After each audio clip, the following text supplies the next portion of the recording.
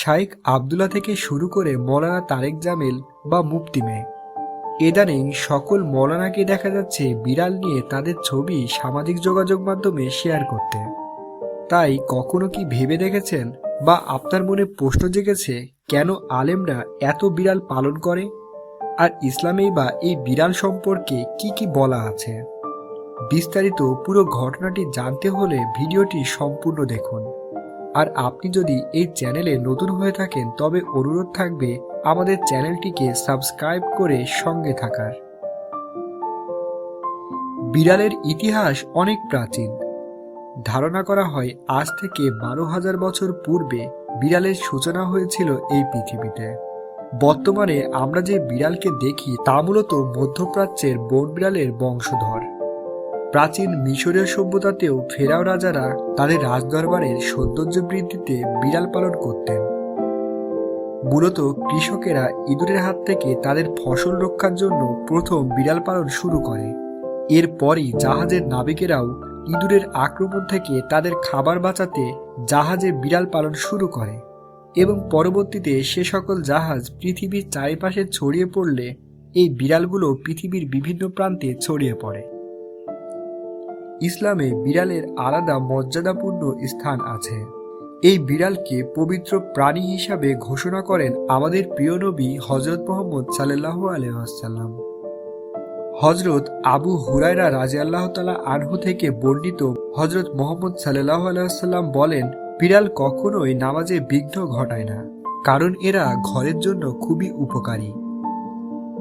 হাদিসে এটিও উল্লেখ রয়েছে আমাদের প্রিয় নবীর অজুর পানিতে প্রায়শই বিড়াল মুখ দিয়ে পানি পান করত এবং সেই পানি দিয়েই আমাদের প্রিয় নবী অজু করতেন। মহানবী হযরত মুহাম্মদ সাল্লাল্লাহু আলাইহি ওয়াসাল্লামের একজন সাহাবী ছিলেন যার নাম ছিল আব্দুর রহমান, এবং তিনি সবসময়ই তার সাথে একটি বিড়াল রাখতেন। একদিন তিনি নামাজের সময় গোপনে তার পকেটে একটি বিড়াল ছানা নিয়ে মসজিদে যায় এবং নামাজ চলাকালীন সময়ে তার পকেট থেকে বিড়াল বাচ্চাটি বের হয়ে পুরো মসজিদের ভেতরে দৌড়াদৌড়ি শুরু করে দেয়। এটি আমাদের প্রিয় নবী দেখে ফেলে এবং তাকে আবু হুরায়রা নামে ডাক দেয়, যার অর্থ বিড়ালের পিতা। হযরত আব্দুর রাদিয়াল্লাহু তাআলা আনহুর এই নামটি এতই প্রিয় হয়ে যায় যে তিনি এক পর্যায়ে তার নামটি সম্পূর্ণই পরিবর্তন করে হযরত আবু হুরায়রা রাদিয়াল্লাহু তাআলা আনহু রেখে দেয়। ইনি হচ্ছেন সেই বিখ্যাত আবু হুরায়রা রাদিয়াল্লাহু তাআলা আনহু। তিনি সবথেকে বেশি হাদিস বর্ণনা করে গেছেন। আরও একটি ঘটনা হাদিসে উঠে আসে। আমাদের প্রিয় নবী হযরত মুহাম্মদ সাল্লাল্লাহু আলাইহি সাল্লাম একটি মহিলার নাম উল্লেখ করে গেছেন যিনি দোজখে যাবেন, কারণ তিনি একটি বিড়ালকে বেঁধে রেখেছিল এবং এর ফলে সেই বিড়ালটি অনাহারে থেকে মারা যায়। আমাদের প্রিয় নবী হযরত মুহাম্মদ সাল্লাল্লাহু আলাইহি ওয়াসাল্লাম অর্থের বিনিময়ে হলেও বিড়ালকে কেনাবেচা ইসলামে সম্পূর্ণ নিষেধ করে গেছেন।